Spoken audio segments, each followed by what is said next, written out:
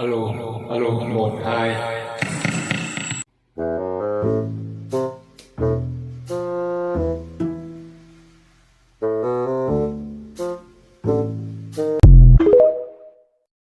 Giúp hạt giống số 1 người Tây Ban Nha dễ dàng vượt qua đồng hương DNA để vào vòng 3 đơn nam.